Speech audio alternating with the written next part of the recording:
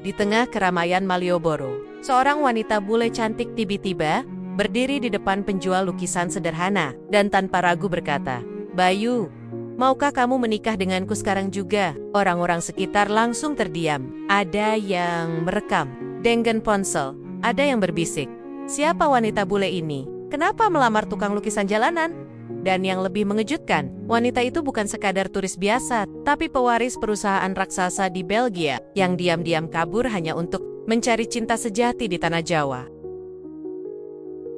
Aku bahkan tidak tahu kenapa langkahku bisa sampai di sini, di Malioboro, Yogyakarta, sebuah tempat yang katanya jadi jantung budaya Indonesia. Orang-orang berlalu lalang, tawa anak-anak yang menjajakan gelang kain, aroma sate yang menggoda dari pinggir jalan, dan suara musisi jalanan yang menyanyikan lagu Jawa dengan gitar tuanya. Nama aku Bayu.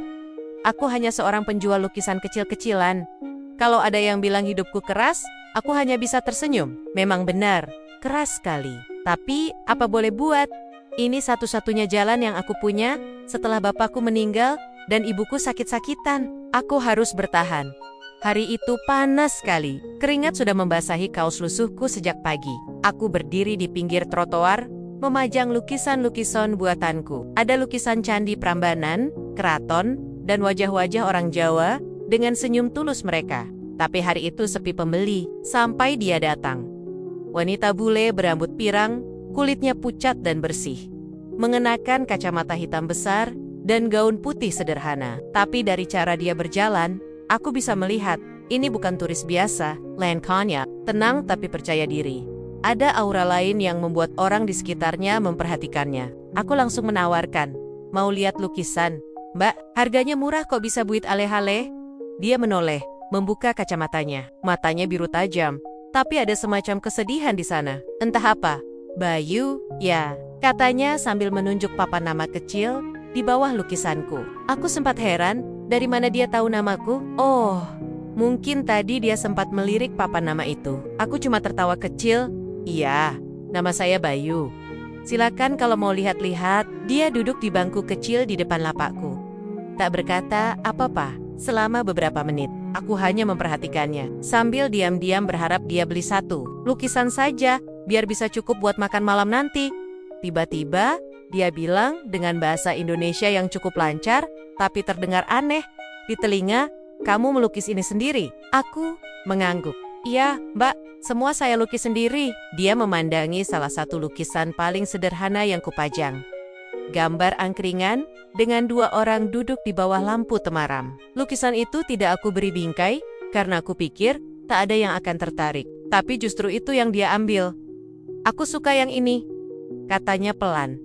"Lukisan ini sederhana, tapi aku merasa hangat." Aku tersenyum.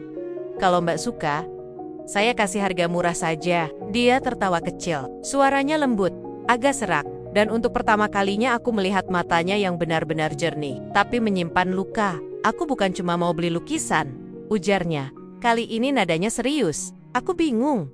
Lalu, dia menatapku dalam-dalam. "Aku mau tahu, hidup kamu." Hah? Aku langsung salah tingkah. "Hidup saya? Kenapa?" Dia tidak menjawab, malah tersenyum. Mengambil kursi kayu yang ada di sebelah, dan duduk lebih dekat. Orang-orang mulai memperhatikan kami. Beberapa turis lain malah memotret diam-diam. Aku mulai bercerita, pelan-pelan, dari siapa aku, bagaimana aku kehilangan ayah, bagaimana aku harus berjualan di jalanan, demi menghidupi ibu yang sakit stroke di rumah. Entah kenapa aku merasa nyaman bercerita pada wanita asing ini. Rasanya dia tulus mendengarkan, tanpa menghakimi. Dia mendengarkan dengan penuh perhatian, seolah-olah kisah hidupku lebih menarik daripada seluruh lukisan yang ada di galerinya di Belgia. Meskipun aku sama sekali belum tahu siapa dia sebenarnya saat itu. Hari mulai sore, matahari Yogyakarta pelan-pelan turun, meninggalkan langit jingga yang indah. Tapi wanita ini tetap duduk di depanku. "Oh iya, saya belum tahu nama Mbak." Akhirnya aku bertanya. Dia tersenyum, lalu menjawab dengan lembut, "Aliza. Aliza van der Meer." Namanya terdengar asing, tapi aku tetap tidak curiga apa-apa. Kupikir dia hanya wisatawan bule biasa yang ingin menikmati liburan dengan cara berbeda. Waktu terus berjalan. Hari-hari berikutnya, dia selalu datang ke lapakku, duduk berlama-lama, membeli kopi dari warung dekat situ, dan Entah kenapa, makin banyak orang memperhatikan kami. Beberapa tukang becak mulai menggoda aku. Bayu, bule langgananmu cantik banget loh. Jangan disias, katanya sambil tertawa. Aku hanya bisa tersenyum malu. Dalam diam, aku juga mulai jatuh hati. Elisa berbeda dari turis bule lain yang biasanya hanya sekadar menawar barang dan pergi. Dia sungguh mendengarkan, menghargai hal-hal kecil yang aku punya. Tapi dalam hatiku, aku sadar, dunia kami sangat berbeda. Aku hanya penjual lukisan jalanan. Dia, siapapun dia jelas datang dari dunia lain yang tidak mungkin kugapai. Sampai pada hari kelima dia duduk di depan lapakku, dia berkata, "Besok aku akan pergi, Bayu." Dek. Hatiku terasa berat. Entah kenapa aku merasa seperti kehilangan sesuatu. Padahal aku baru mengenalnya beberapa hari. Tapi sebelum aku bisa menjawab, dia tersenyum misterius. Tapi sebelum aku pulang, aku ingin melakukan satu hal yang orang lain mungkin akan bilang gila, katanya sambil menatapku dalam-dalam. Aku hanya terdiam, tidak tahu bahwa kalimat itulah yang akan mengubah hidupku selamanya. Malam itu, aku tidak bisa tidur. Kata-kata Elisa terus terngiang di kepalaku. Besok aku akan pergi. Tapi sebelum aku pulang, aku ingin melakukan satu hal yang orang lain mungkin akan bilang gila. Apa maksudnya? Apa hanya sekadar ucapan basa-basi dari turis asing yang ingin meninggalkan kesan? Atau ada sesuatu yang lebih dalam? Aku bahkan tidak berani berharap. Dalam pikiranku, hubungan ini tidak akan pernah mungkin. Aku hanyalah seorang pria sederhana yang sehari-hari hidup dari uang recehan orang yang membeli lukisanku. Sementara dia, seorang wanita Eropa yang jelas punya dunia lain. Pagi harinya, aku sudah tiba lebih awal di Malioboro. Bahkan sebelum kios-kios lain buka, aku sudah duduk di bangku kecilku, memandangi lukisan-lukisan yang semalam aku bersihkan dengan kain tua. Entah kenapa aku merasa hari ini akan menjadi hari yang berbeda. Dan benar saja, sebelum jam 10 pagi, dia datang. Berbeda dari biasanya, kali ini Elisa tidak memakai gaun santai. Dia mengenakan setelan casual elegan dengan jaket kulit tipis, warna krem, celana panjang hitam, dan sepatu yang tampak mahal tapi sederhana. Rambut pirangnya tergerai ditiup angin. Senyumnya tidak berubah. Tapi ada sesuatu yang lain di matanya. Aku bisa merasakan itu. Bayu, katanya pelan. Hari ini aku tidak hanya ingin duduk di sini. Aku mau kamu temani aku keliling kota, seperti teman lokal. Aku tidak bisa menolak. Tentu saja aku ingin menghabiskan waktu lebih lama bersamanya. Meskipun aku tahu, hari ini mungkin perpisahan. Kami berjalan kaki menyusuri gang-gang kecil di sekitar Malioboro. Aku menunjukkan tempat-tempat sederhana yang tidak pernah dikunjungi turis. Warung pecel langgananku, rumah tua di pojokan gang yang katanya pernah menjadi tempat tinggal seniman terkenal, hingga masjid tua di ujung jalan yang punya cerita panjang. Setiap tempat yang aku tunjukkan, Elisa selalu mendengarkan penuh perhatian. Sesekali dia bertanya, terkadang hanya diam sambil menikmati suasana di sebuah warung sederhana. Kami duduk berdua sambil menikmati kopi hitam dan pisang goreng. Aku memperhatikannya diam-diam, kulit putihnya yang kontras dengan bangku kayu, yang usang, matanya yang memandang langit biru Yogyakarta, dan senyumnya yang selalu sejuk. Tiba-tiba dia bertanya, "Bayu, kamu pernah bermimpi besar?" Aku hanya tertawa pahit. "Mimpi saya sederhana saja, Mbak. Yang penting ibu saya bisa sembuh dan makan cukup setiap hari. Itu sudah cukup mewah buat saya." Dia menghela napas panjang. "Aku iri padamu." Aku kaget. "Iri? Mbak Elisa? Iri sama saya?" Dia mengangguk. "Kamu hidup apa adanya. Tidak perlu pura-pura, tidak perlu berbohong. Hanya supaya orang lain menghargaimu." Aku hanya bisa diam. Aku tidak mengerti apa yang ada di pikirannya. Saat kami kembali berjalan menuju Malioboro, tiba-tiba dari kejauhan, aku melihat 4 orang asing berpakaian formal berdiri di dekat lapakku. Wajah mereka tegang. Mereka semua orang asing. Mungkin Eropa juga, dan tampaknya sedang menunggu Elisa. "Elisa," salah seorang pria berjas memanggil. Logatnya jelas sekali, orang Belgia. Aku sempat mendengar mereka berbicara dengan bahasa yang aku tidak mengerti. Elisa berhenti. Wajahnya berubah, tak lagi tersenyum santai seperti tadi. Dia menoleh ke arahku. "Bayu, aku harus jujur sekarang," katanya. Suaranya sedikit gemetar. Aku tidak bergerak. Aku hanya menatap matanya, mencoba menebak apa yang sebenarnya terjadi. Dia mendekat, memegang tanganku, dan berkata, "Aku bukan Hanya Therese. Aku Elisa van der Meer." pewaris utama Vandermeer Corporation di Belgia. Mereka datang kemari untuk menjemputku pulang. Tapi aku belum siap pulang, Bayu. Hatiku seperti berhenti berdetak. Aku tidak tahu harus bicara apa. Sementara itu, pria-pria asing itu mendekat. Salah satu dari mereka, yang tampaknya paling senior, menatapku sinis dan berkata dalam bahasa Inggris yang kaku, "Who is this man, Elisa? You're wasting your time. Here, let's go home." Aku tidak mengerti sepenuhnya, tapi aku tahu kalimat itu jelas menghina. Elisa tetap berdiri di sampingku, tidak bergeser sedikit pun. Lalu, dia berkata dengan tegas, setengah berteriak di depan mereka, "Bayu adalah orang yang aku pilih. Aku tidak akan pulang tanpa dia." Orang-orang mulai berkumpul. Beberapa pedagang di Malioboro ikut memperhatikan. Para turis lain malah mengangkat ponsel mereka, merekam semua yang terjadi. Aku masih tidak mengerti apa yang sebenarnya terjadi. Tapi aku tahu satu hal. Hari ini, hidupku baru saja berubah. Entah menjadi lebih baik, atau sebaliknya. Aku berdiri mematung di depan lapakku. Orang-orang yang tadi hanya lalu lalang, kini berhenti total. Memperhatikan kami. Suasana Malioboro yang biasanya penuh tawa dan hiruk pikuk jadi hening. Semua mata tertuju pada wanita bule itu. Elisa masih memegang tanganku erat. Wajahnya penuh ketegasan, seolah tidak peduli pada siapapun. Sementara 4 orang asing di depannya mulai bicara cepat dalam bahasa yang aku tak pahami. Mereka jelas tidak senang. Aku berusaha tetap tenang, meski jantungku berdebar cepat. Aku cuma orang kecil, Bayu, penjual lukisan yang hidup dari 5 demi rupiah. Sedangkan mereka, siapa aku di mata mereka? Salah satu pria berpakaian rapi itu mendekat ke Elisa dan berkata dalam bahasa Inggris yang cukup lantang sehingga aku bisa menangkap maknanya. "Elisa, cukup sudah. Ayo pulang.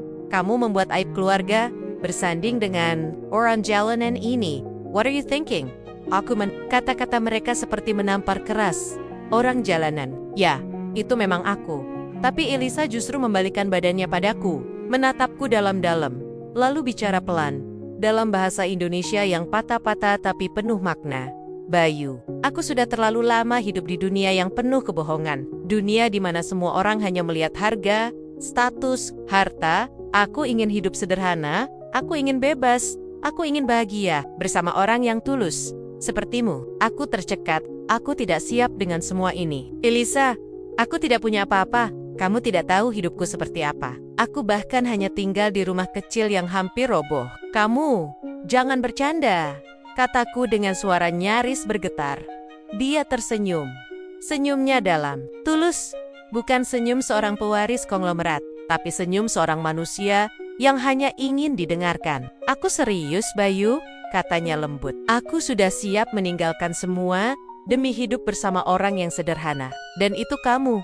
Sementara kami bicara, kerumunan makin ramai. Pedagang sekitar ikut mengawasi. Tukang becak yang biasanya bercanda kini serius menatap kami. Seorang bapak tua yang biasa berjualan topi bahkan mendekat dan berkata lirih kepadaku, "Nek bener sayang, ojo ditinggal le, wong tulus jarang ketemu." Aku menghela napas panjang.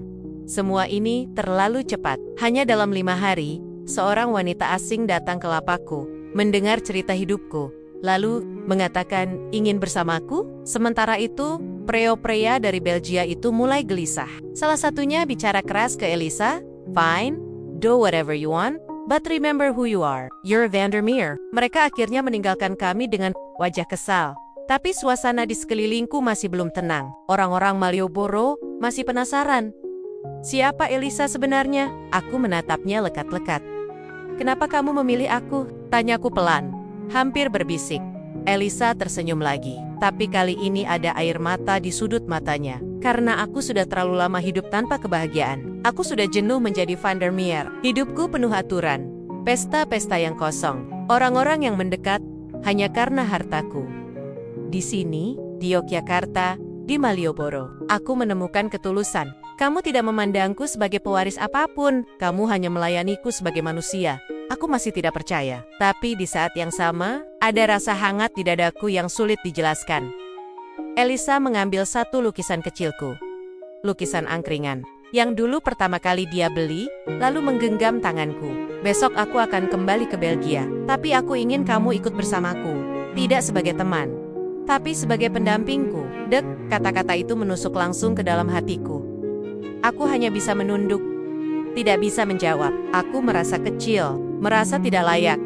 Tapi sebelum aku sempat berkata apapun, Elisa mendekat dan berbisik di telingaku, Bayu. Kalau kamu tidak siap ikut ke Belgia, aku siap tinggal di sini, asal bersamamu. Aku benar-benar tidak tahu harus bilang apa. Semua orang yang tadi menonton kami, mulai bertepuk tangan pelan.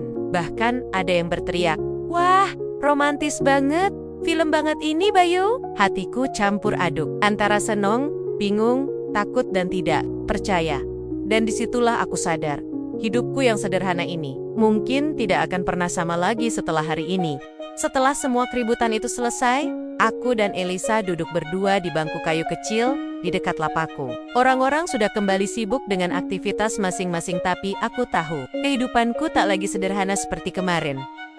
Aku menatap wajah Elisa yang tetap tersenyum meski jealous baru saja menghadapi situasi sulit.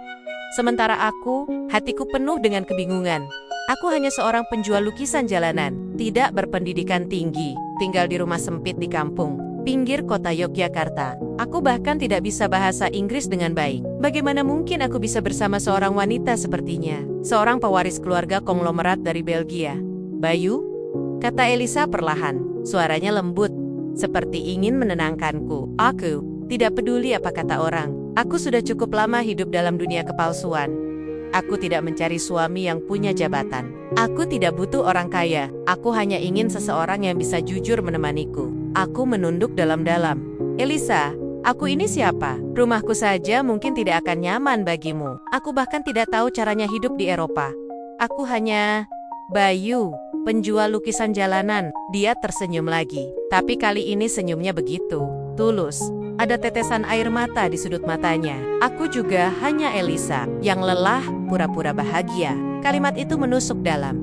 Kami berjalan menyusuri Malioboro. Langkah-langkah kecil, tanpa arah jelas.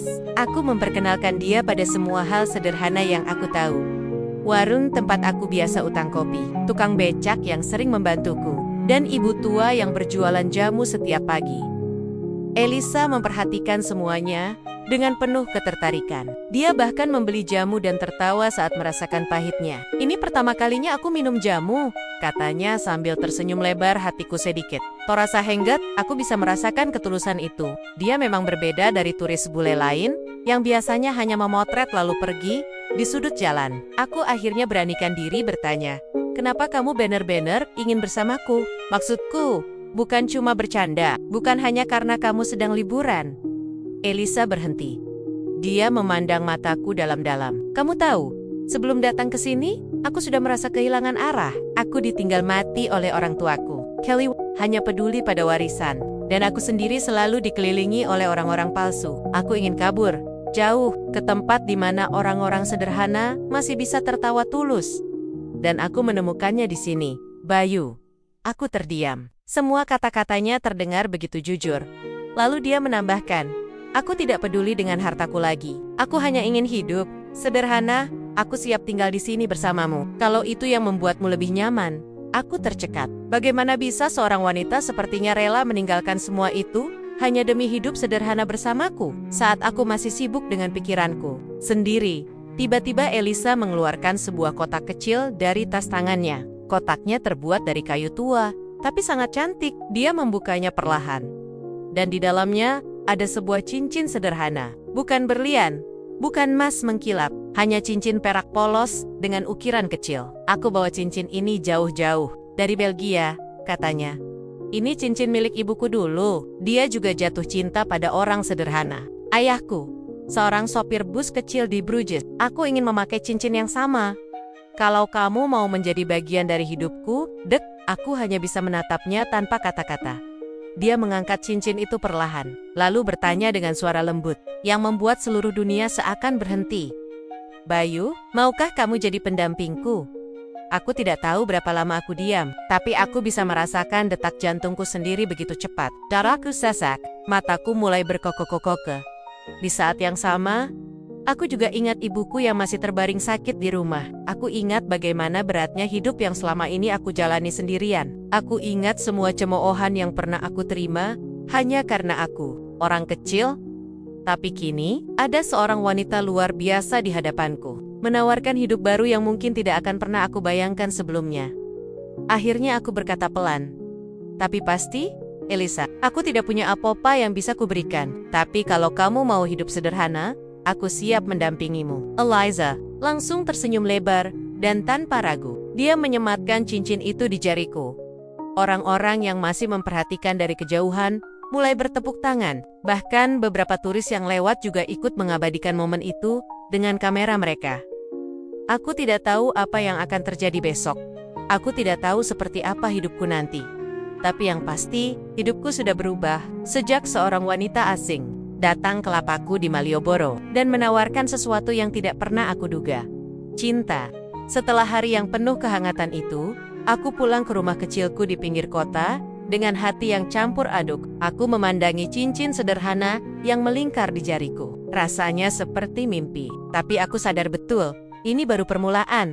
Esok paginya, aku sudah menyiapkan diri menyambut Elisa yang berjanji akan datang lagi. Aku bahkan membersihkan lapaku lebih rapi dari biasanya. Hatiku berdebar, tapi juga ada rasa takut yang sulit dijelaskan. Aku tahu, dunia kami berbeda, dan kekhawatiran itu mulai jadi nyata ketika siang hari, Elisa datang. Tidak sendirian, mobil mewah hitam berhenti di pinggir jalan. Dari dalamnya keluar 3 orang pria asing berpakaian elegan, wajah mereka kaku dan tatapan. Di belakang mereka, muncul seorang wanita parubaya. Riasannya tebal, rambutnya disanggul rapat, dan penampilannya begitu angkuh. Dyla Marguerite Vandermeek, kakak sepupu Elisa yang selama ini menjadi pengurus keluarga. Suasana Malioboro mendadak sunyi lagi. Orang-orang sekitar mulai melirik. Tukang becak yang biasa menggodaku hanya bisa menggeleng-geling kepala. Margaret melangkah mendekat, lalu menatapku dengan pandangan dingin. "Bayu." "Ya," katanya dengan logat asing, tapi suaranya keras dan dingin. "Kau yang membuat keponakanku lupa siapa dirinya." Aku tidak bisa menjawab, bibirku keluh. Elisa berdiri di sampingku. Wajahnya terlihat tegang. Margaret melanjutkan dalam bahasa Inggris. Bicara kepada Elisa, tapi cukup keras, sehingga aku bisa menangkap sebagian artinya. "Enough of this madness, Eliza. You're humiliating the Vandermeer family, dragging our name to a dirty street like this. With a street vendor." Elisa membalas tegas dalam bahasa Inggris yang aku tak sepenuhnya mengerti. "Tapi aku tahu, dia sedang membelaku." Aku hanya bisa berdiri diam. "Aku? Siapa aku? Aku bukan siapa-siapa." Margarita kemudian menoleh langsung kepadaku, dan dengan nada yang kasar, berkata dalam bahasa Indonesia terbata-bata, "Kau pikir Elisa akan bahagia hidup dengan orang sepertimu?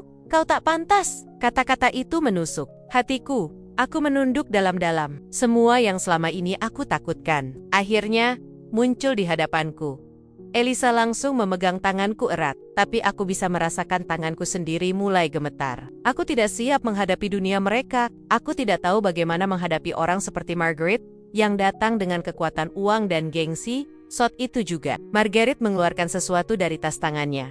Sebuah amplop tebal. Dia mengacungkannya ke arahku. "Ambil ini, Dan. Tinggalkan Elisa. Ini cukup untuk membuatmu hidup lebih baik. Di sini," katanya tajam. Orang-orang yang mengerumuni kami mulai berbisik-bisik. Ada yang mengira ini adegan film. Ada yang hanya menonton dengan tatapan kasihan. Aku tidak langsung meraih amplop itu. Aku hanya menatapnya. Lalu menoleh ke Elisa. Dia menggeleng perlahan. Air matanya mulai jatuh. Hatiku terasa seperti diiris. "Satu, Sias. Iya, aku bisa menyelesaikan semua masalahku kalau menerima amplop itu. Ibuku bisa aku obati. Rumah bisa aku perbaiki, hidupku bisa jadi lebih nyaman, tapi di sisi lain, aku tahu aku akan kehilangan Elisa selamanya." Margaret tersenyum, sinis. "Kau tidak butuh berpikir lama. Kami bisa membawa Elisa pergi sekarang. Kami punya kuasa." Elisa mencengkeram tanganku makin erat. Dia menatapku, matanya penuh harap, penuh cinta, dan ketulusan yang tidak pernah aku lihat di mata siapapun, dan di momen itu, aku sadar. Hidup bukan hanya tentang uang, bukan hanya tentang gengsi. Aku pelan-pelan menolak amplop itu. Aku bahkan tidak mau menyentuhnya. Lalu aku berkata, dengan suara yang cukup keras, sehingga semua orang di sekitar bisa mendengar. "Maaf Bu, saya memang orang kecil, tapi saya tidak akan menukar cinta saya dengan uang." Suasana hening. Margaret tampak kaget, wajahnya memerah. Dia bahkan seperti kehilangan kata-kata. Orang-orang Malioboro yang menonton mulai bertepuk tangan. Perlahan, beberapa bersorak, Hidup Bayu, teriak seorang bapak tua di sudut jalan. Elisa menangis, tapi kali ini air matanya adalah air mata bahagia. Dia memelukku erat. Di depan semua orang, bahkan di depan keluarganya sendiri. Marguerite akhirnya menghela napas panjang dan berkata sinis kepada Elisa.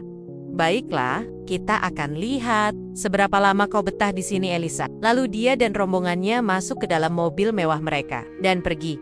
Aku memeluk Elisa semakin erat, tapi dalam hatiku, aku tahu ini belum selesai. Dunia mereka belum menyerah, dan mungkin yang lebih sulit bukan hanya meyakinkan mereka, tapi juga meyakinkan diriku sendiri bahwa aku memang pantas bersanding dengannya. Setelah hari yang penuh kehangatan itu, aku pulang ke rumah kecilku di pinggir kota dengan hati yang campur aduk. Aku memandangi cincin sederhana yang melingkar di jariku. Rasanya seperti mimpi, tapi aku sadar betul, ini baru permulaan. Esok paginya, aku sudah menyiapkan diri menyambut Elisa yang berjanji akan datang lagi. Aku bahkan membersihkan lapakku lebih rapi dari biasanya. Hatiku berdebar, tapi juga ada rasa takut yang sulit dijelaskan. Aku tahu, dunia kami berbeda, dan kekhawatiran itu mulai jadi nyata ketika siang hari, Elisa datang. Tidak sendirian, mobil mewah hitam berhenti di pinggir jalan. Dari dalamnya keluar 3 orang pria asing berpakaian elegan, wajah mereka kaku dan tatapan. Mereka di belakang mereka, muncul seorang wanita parubaya. Riasannya tebal, rambutnya disanggul rapat, dan penampilannya begitu angkuh. Dyla Marguerite Vandermeek, kakak sepupu Elisa yang selama ini menjadi pengurus keluarga. Suasana Malioboro mendadak sunyi lagi. Orang-orang sekitar mulai melirik. Tukang becak yang biasa menggodaku hanya bisa menggeleng-geling kepala. Margaret melangkah mendekat, lalu menatapku dengan pandangan dingin. Bayu, ya, katanya dengan logat asing, tapi suaranya keras dan dingin. Kau yang membuat keponakanku lupa siapa dirinya. Aku tidak bisa menjawab, bibirku keluh. Elisa berdiri di sampingku. Wajahnya terlihat tegang.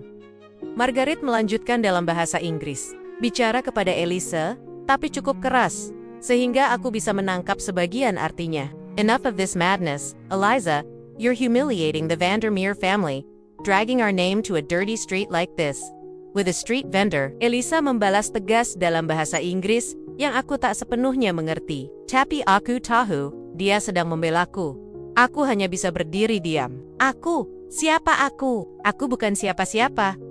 Margarita kemudian menoleh langsung kepadaku. Dan dengan nada yang kasar, berkata dalam bahasa Indonesia terbata-bata, kau pikir Elisa akan bahagia hidup dengan orang sepertimu? Kau tak pantas. Kata-kata itu menusuk hatiku. Aku menunduk dalam-dalam. Semua yang selama ini aku takutkan, akhirnya muncul di hadapanku. Elisa langsung memegang tanganku erat, tapi aku bisa merasakan tanganku sendiri mulai gemetar. Aku tidak siap menghadapi dunia mereka. Aku tidak tahu bagaimana menghadapi orang seperti Margaret, yang datang dengan kekuatan uang dan gengsi. Saat itu juga, Margaret mengeluarkan sesuatu dari tas tangannya. Sebuah amplop tebal. Dia mengacungkannya ke arahku. Ambil ini, Dan. Tinggalkan Elisa. Ini cukup untuk membuatmu hidup lebih baik. Di sini, katanya tajam. Orang-orang yang mengerumuni kami mulai berbisik-bisik. Ada yang mengira ini adegan film. Ada yang hanya menonton dengan tatapan kasihan. Aku tidak langsung meraih amplop itu. Aku hanya menatapnya. Lalu menoleh ke Elisa. Dia menggeleng perlahan. Air matanya mulai jatuh. Hatiku terasa seperti diiris. Satu, Sias. Iya, aku bisa menyelesaikan semua masalahku kalau menerima amplop itu. Ibuku bisa aku obati, rumah bisa aku perbaiki, hidupku bisa jadi lebih nyaman, tapi di sisi lain, aku tahu aku akan kehilangan Elisa selamanya. Margaret tersenyum, sinis. Kau tidak butuh berpikir lama, kami bisa membawa Elisa pergi sekarang. Kami punya kuasa. Elisa mencengkeram tanganku makin erat. Dia menatapku, matanya penuh harap, penuh cinta, dan ketulusan yang tidak pernah aku lihat di mata siapapun, dan di momen itu, aku sadar, hidup bukan hanya tentang uang, bukan hanya tentang gengsi. Aku pelan-pelan menolak amplop itu. Aku bahkan tidak mau menyentuhnya. Lalu aku berkata, dengan suara yang cukup keras, sehingga semua orang di sekitar bisa mendengar. Maaf Bu, saya memang orang kecil, tapi saya tidak akan menukar cinta saya dengan uang. Suasana hening. Margaret tampak kaget, wajahnya memerah. Dia bahkan seperti kehilangan kata-kata. Orang-orang Malioboro yang menonton mulai bertepuk tangan. Perlahan, beberapa bersorak. "Hidup Bayu!" teriak seorang bapak tua di sudut jalan. Elisa menangis, tapi kali ini air matanya adalah air mata bahagia. Dia memelukku erat. Di depan semua orang, bahkan di depan keluarganya sendiri. Marguerite akhirnya menghela napas panjang dan berkata sinis kepada Elisa, "Baiklah, kita akan lihat seberapa lama kau betah di sini, Elisa." Lalu dia dan rombongannya masuk ke dalam mobil mewah mereka dan pergi. Aku memeluk Elisa semakin erat, tapi dalam hatiku, aku tahu ini belum selesai. Dunia mereka belum menyerah, dan mungkin yang lebih sulit bukan hanya meyakinkan mereka, tapi juga meyakinkan diriku sendiri bahwa aku memang pantas bersanding dengannya. Hari-hari setelah kepergian Elisa terasa hampa. Setiap kali aku membuka lapakku di Malioboro, aku seperti masih bisa merasakan kehadirannya di bangku kecil di depanku. Tapi yang tersisa kini hanya angin sore dan lukisan-lukisan yang semakin berdebu. Aku fokus pada ibuku. Dengan segala tenaga, aku rawat beliau. Kubawa ke pengobatan murah. Ku cari cara agar beliau tetap bertahan. Tapi di dalam hati, aku tidak pernah berhenti memikirkan Elisa.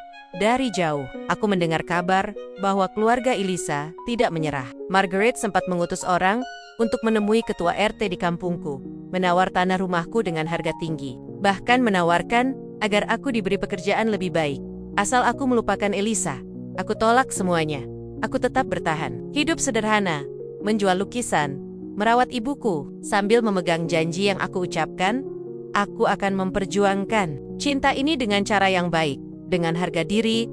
Waktu berjalan, hari berganti minggu, minggu berganti bulan, sampai akhirnya tepat 6 bulan setelah Elisa pergi, sebuah kejutan besar datang. Pagi itu aku sedang duduk di depan lapakku, memandangi lukisan-lukisan yang tetap tak banyak laku seperti biasanya. Ketika sebuah mobil hitam berhenti tepat di depanku. Dari dalamnya, keluar seorang pria bule berpakaian resmi. Tampangnya serius, wajahnya asing. Aku bahkan sempat curiga ini utusan Marguerite lagi. Dia melangkah mendekat, membawa sebuah map coklat. "Bayu?" tanyanya dengan bahasa Indonesia yang terbata-bata. Aku mengangguk, hati-hati dia tersenyum. Tipis lalu menyerahkan map itu padaku. "Ini, dari Nona Elisa," katanya pelan. "Dia meminta saya menyerahkan ini langsung padamu dan membaca suratnya." Aku perlahan membuka map itu. Di dalamnya ada sebuah surat tulisan tangan yang rapi dan sebuah dokumen lain yang bahkan belum sempat aku pahami. Pria bule itu mulai membaca surat Elisa dengan suara lirih, tapi jelas sambil aku gemetar mendengarkannya. "Bayu, aku menepati janji kita. Aku sudah meyakinkan keluargaku. Aku sudah membuktikan bahwa cintaku bukan lelucon." Marguerite akhirnya menyerah. Bukan karena aku marah, tapi karena aku bersabar. Aku kembali membuktikan diriku sebagai pewaris keluarga. Tapi kali ini, aku tidak datang menjemputmu sebagai pewaris Van der Meer. Aku datang sebagai wanita yang ingin memulai hidup baru bersamamu. Di dalam dokumen ini, ada surat perjanjian. Aku membelikan tanah di kampungmu, bukan untuk merebutnya, tapi untuk memperbaiki rumah ibumu. Dan semua itu tetap atas nama ibumu sendiri. Besok, aku akan tiba di Malioboro, tepat di tempat kita pertama bertemu. Aku ingin kamu menjemputku, bukan sebagai tukang lukisan, tapi sebagai calon pendampingku yang sesungguhnya. Tanganku gemetar membaca surat itu. Hatiku campur aduk, antara haru, bahagia, dan lega. Besok, setelah sekian lama, aku akan bertemu Elisa lagi. Keesokan harinya, aku berdandan sebaik mungkin. Bukan pakaian mahal, bukan jas mewah, hanya kemeja bersih yang sudah lama kusimpan, celana panjang sederhana, dan sandal yang biasa kupakai sehari-hari. Aku ingin datang sebagai diriku sendiri, tanpa topeng, tanpa pura-pura. Dan benar saja, tepat pukul 10 pagi, mobil hitam itu datang lagi, pintu terbuka, dan dari dalamnya keluar Elisa. Tapi ada yang berbeda. Dia mengenakan batik sederhana. Rambut pirangnya dikepang sederhana. Wajahnya berseri-seri seperti wanita Jawa yang menyambut hari baik. Dia berjalan mendekat. Tanpa ragu, tanpa gengsi, aku menatap matanya. Matanya yang selalu jernih itu, yang kini penuh ketulusan. Di depan semua orang Malioboro yang sudah mulai berkumpul. Tanpa banyak bicara, dia langsung memelukku erat. Lalu berbisik di telingaku, "Bayu, aku pulang. Bukan ke Belgia, tapi ke rumahku yang sebenarnya. Bersamamu." Orang-orang bersorak. Ada yang bertepuk tangan, Ada yang tertawa, ada yang berkomentar, "Wah, kisah cinta Malioboro yang sesungguhnya."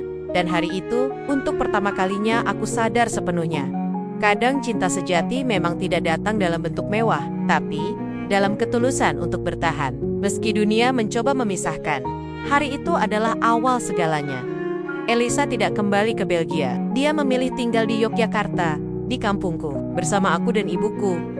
Tidak ada pesta pernikahan mewah, tidak ada tamu dari kalangan elit, tidak ada gaun mahal. Pernikahan kami hanya berlangsung sederhana di rumahku yang kecil, dengan tetongga sebagai saksi. Hidangan sederhana berupa nasi tumpeng dan teh manis hangat. Tapi suasananya begitu hangat. Wajah Elisa berseri-seri, memakai kebaya sederhana warna putih yang disiapkan oleh ibu-ibu kampung. Dia tersenyum, benar-benar bahagia. Meskipun yang menikahinya hanyalah seorang bayu, pria biasa yang sehari-hari hidup dari menjual lukisan. Hari demi hari berlalu, dan Elisa semakin akrab dengan kehidupan kampungku. Dia belajar berbahasa Jawa sedikit demi sedikit. Dia ikut belanja ke pasar, ikut gotong royong membersihkan saluran air, bahkan ikut duduk bersama ibu-ibu penjual sayur. Sambil bercanda, tetangga-tetangga mulai memanggilnya Mbak Elisa, seperti dia memang sudah bagian dari kami sejak dulu. Suatu pagi, ketika aku sedang menata lukisan-lukisanku di Malioboro, Elisa tiba-tiba duduk di bangku kecilku, seperti saat pertama kali dia datang. Dia membawa 2 gelas kopi hitam, dan tersenyum kepadaku. "Bayu, kamu ingat nggak pertama kali aku duduk di sini?" tanyanya lembut. Aku tertawa kecil. Bagaimana bisa aku lupa? Dia tersenyum lagi, menatapku dengan pandangan yang teduh, lalu berkata pelan, "Aku sudah punya segalanya dulu di Belgia, tapi aku tidak punya rumah yang sebenarnya. Sampai aku duduk di bangku kecilmu ini. Di Malioboro, aku terdiam sejenak. Hatiku hangat. Aku sadar, selama ini aku merasa diriku tidak pantas, merasa dunia kami berbeda, merasa aku hanya orang kecil. Tapi ternyata, yang membuat seseorang merasa rumah bukan soal kaya atau miskin, bukan soal status atau harta, tapi soal siapa yang ada di sampingmu, dan bagaimana kamu dihargai dengan apa adanya." Aku meraih tangannya, genggam erat, lalu berkata, "Elisa, Malioboro ini, rumah kita, bukan hanya punyaku, tapi sekarang juga punyamu." Dia tersenyum lebar, lalu memelukku erat, dan dari bangku kecil itu, kami memulai hidup baru, tanpa peduli apa kata dunia, karena kami tahu satu hal yang pasti, cinta yang sederhana, justru yang paling kuat bertahan.